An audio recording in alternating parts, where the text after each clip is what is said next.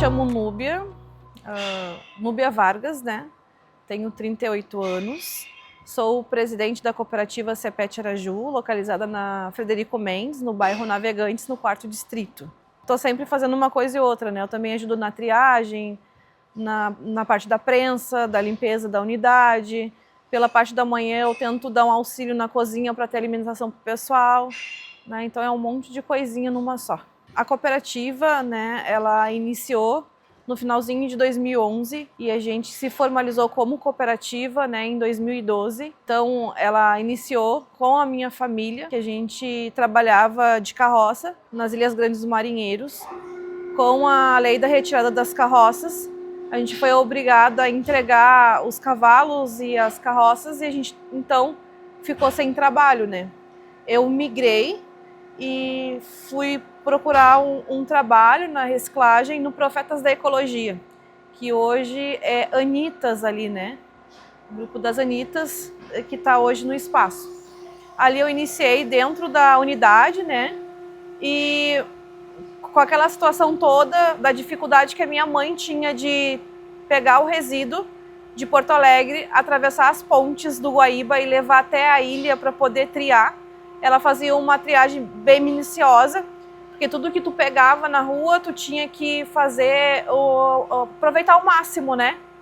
Porque já era difícil tu sair para fazer a coleta, então tu tinha que aproveitar o máximo que tu podia. Quando eu iniciei trabalhando lá, eu fiquei muito chocada com a quantidade de resíduo que a galera recebia da Prefeitura de Porto Alegre e colocava dentro da caixa que ia para o transbordo, né? Que ia para o aterro. Então eu comecei a pedir ajuda, naquela época, para um senhor que trabalhava lá, que se chamava Antônio Pedro Figueiredo. Ele trabalhava através do Marista, dando assessoria para o grupo. E pedi também ajuda para o irmão Tchequim, que hoje ele é falecido, mas é um pioneiro na parte da reciclagem dos catadores, né? Foi aonde a gente se estruturou.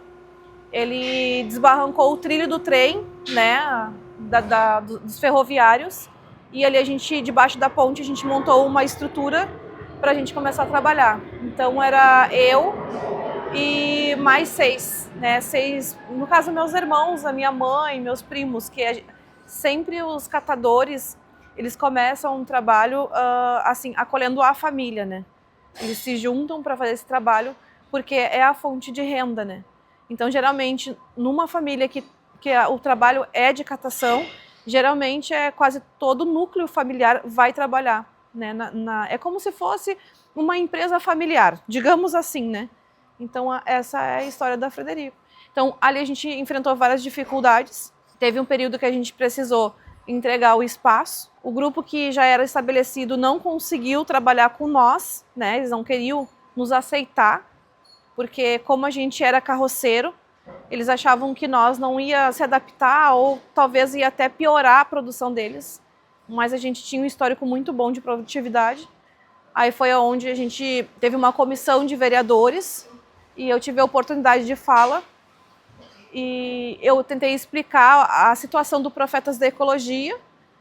E daí o foco virou tudo para mim, perguntou quem eu era e eu disse, eu trabalho ali, mas a gente já está para sair porque a gente tem que entregar a área.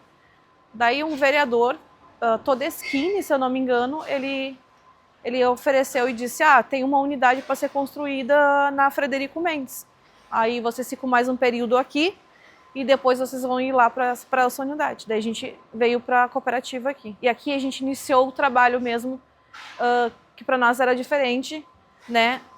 Porque a gente estava acostumado a trabalhar só com a família e a gente tinha que trabalhar com outros cooperados, então foi um grande desafio, né? A cooperativa Cepet Araju, assim como todas as outras da cidade, vive a mesma situação, né? Do maior crime legalizado de trabalho, mundialmente. Porque um catador, ele simplesmente é despercebido pela população, pelo trabalho que a gente presta gratuitamente para a população de Porto Alegre, enfim, do mundo inteiro. E então a Cepet Araju é só mais um grupo que tenta resistir em meio a todos os conflitos dentro da sociedade, né? Então, a gente consegue receber a coleta seletiva, a gente tria em média de 30 toneladas de resíduo reciclável e em média de rejeito que vai para o aterro, estamos entre 28 toneladas, né? Infelizmente, a gente vive uma situação precarizada, porque o município de Porto Alegre ele não consegue fazer a educação ambiental e os catadores sempre vão ser o vilão da história. Então, a gente vive com muita dificuldade, né? A maior dificuldade que hoje a gente enfrenta dentro de uma unidade de triagem é a gente ter um salário estabelecido para os cooperados. Ter a garantia de você chegar e dizer, eu ganho tanto por mês, é bem maravilhoso. O que é difícil, tu não ter essa estabilidade, é de um cooperado passar aqui e dizer, quanto que eu vou receber? E tu não conseguir dizer. Porque o salário ele sempre vai ser baseado na educação ambiental da população, no que vai ser descartado, como a prefeitura vai prestar o serviço para a população e o que vai chegar para nós. Então, o nosso salário, ele sempre assim, ele é uma coisa bem descompensada. Uma hora tá bom, uma hora tá mais ou menos, uma hora tá muito pouco. Então, toda a unidade de triagem que não tem essa estabilidade financeira, que vive um caos social, ela sempre vai ser igual uma rodoviária. Aqui entram passageiros de passagem, que pegam um ônibus até um certo ponto e tem outros que estão ainda viajando nessa viagem, que é a nossa. A gente sempre vive uma realidade que depende muito de outras realidades. Então, essa é a cooperativa CEPET Araju. O nosso papel é fazer com que o cidadão ele deixe de ser enganado, ou seja, todos nós somos viciados em consumo e, infelizmente, esse vício ninguém nos trata. Quem deveria tratar o vício? Por que vício, Nube? Daí você é louco, tá me chamando de viciada? Sim. Infelizmente, você é viciada num engano que hoje a gente sabe que está um caos. E todo esse caos que traz hoje, principalmente, que é mais o foco que se fala agora, é sobre as enchentes. O que trouxe esse transtorno? Isso é só um detalhe que há vários anos os catadores vêm avisando sobre a questão da educação ambiental, sobre a organização, sobre o meio ambiente, sobre o descarte do resíduo. E todos esses governos que assumiram, eles sempre não dão bola para o que a gente fala, porque a gente é catador. Então essa mentira, ela existe. Então todo mundo é viciado em ser consumidor, né? A gente compra produtos desnecessários. A gente não é educado para entender quais são os triângulos, o que vai voltar para o ciclo da reciclagem, o que vai para o aterro sanitário, qual tipo de informação quem deveria passar para a população passa. Nenhuma, porque infelizmente o valor aquisitivo, o lucro em cima disso fala mais alto. E a gente sabe que as grandes indústrias hoje é elas que mandam em todo o processo. Para que eu vou dizer se vai me prejudicar financeiramente? Então a população hoje está sendo enganada em dizer que tem um resíduo que está sendo reciclável e de fato ele não é. E de todos os lados, entre coleta de resíduo, transporte de resíduo, destinação de resíduo, o resíduo onde ele vai ser aterrado, existem contratos milionários.